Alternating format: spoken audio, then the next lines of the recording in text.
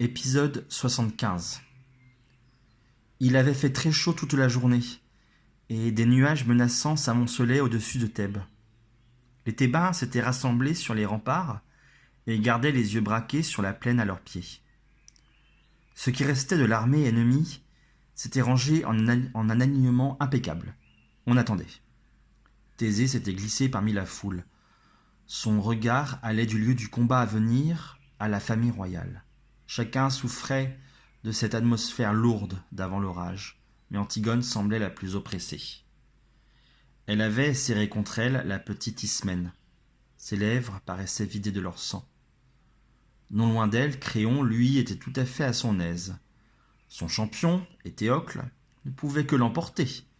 Claironnait-il à la cantonade. Il n'allait faire qu'une bouchée de ce traître de Polynice. Antigone lui lançait des regards furieux, qu'il ne remarquait même pas.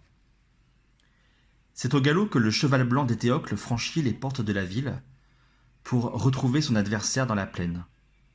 Éthéocle avait fière allure. Son armure noire luisait sous les rayons du soleil couchant. Dès que le cavalier apparut, une grande clameur provenant des remparts de Thèbes se fit entendre. Tout le monde encourageait le héros. Tout le monde sauf Antigone. « Tu n'encourages pas ton frère ?» lui demanda Créon sur un ton irrité. La jeune fille l'observa avec froideur et répondit « J'ai 2 frères.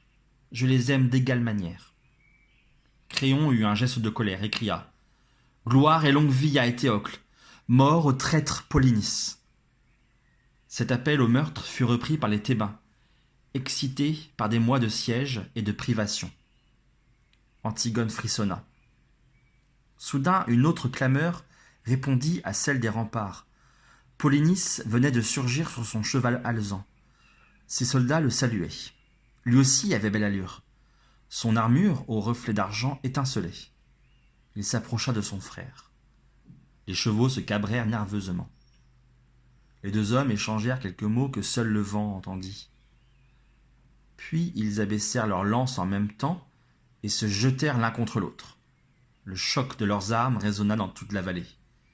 Ils se battaient avec une force exceptionnelle. En les voyant ainsi s'affronter, nul n'aurait pu imaginer qu'ils étaient tous 2 sortis du même ventre. Parfois la lance de l'un frottait contre la cuirasse de l'autre. Une gerbe d'étincelles jaillissait, mais jamais aucun des 2 cavaliers n'était désarçonné. Antigone vivait un cauchemar. Elle ne pouvait soutenir personne, ne souhaitait qu'une chose ardemment, que le sang de ses frères ne coule pas. Elle était écrasée par son impuissance. Des cris accompagnaient les combattants, chacun encourageant son héros. Le soleil couchant teintait la plaine de ses lueurs rougeoyantes. La poussière soulevée par les sabots des chevaux semblait déjà gorgée de sang. Un éclair zébra soudain le ciel et le roulement du tonnerre ébranla la vallée. D'épaisses gouttes de pluie s'écrasèrent sur le sol. Les spectateurs ne bougèrent pas. Personne ne voulait se mettre à l'abri avant de connaître l'issue du combat. On voyait l'écume des chevaux, on entendait les hurlements poussés par les 2 hommes lorsqu'ils abattaient leurs armes. Soudain, la lance d'Éthéocle fit basculer Polynice au sol. En tombant, celui-ci s'accrocha au pied de son frère et le fit glisser à terre. C'est à l'épée qu'il se battait maintenant. Thésée s'inquiétait de la pâleur d'Antigone. Il avait peur qu'elle s'évanouisse.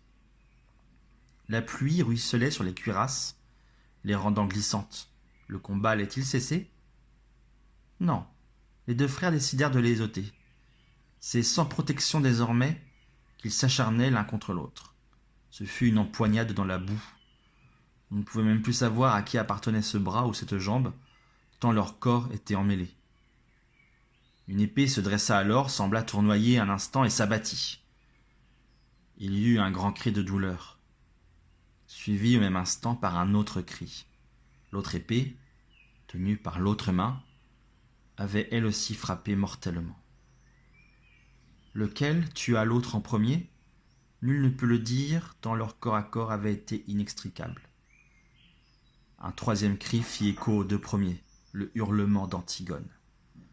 Un hurlement de douleur devant la perte de ses frères. Les Thébains rentrèrent chez eux et se mettre à l'abri du déluge. Leurs adversaires se replièrent sous leurs tentes. Ne restaient dans la boue rouge que les cadavres d'Éthéocle et de Polynice. Antigone ne pouvait détacher son regard de ces deux corps mêlés, de ces deux corps tant aimés. Thésée l'entendit murmurer « Jamais la malédiction des dieux ne se détournera de ma famille, jamais. » Il redoutait qu'elle ne dise vrai.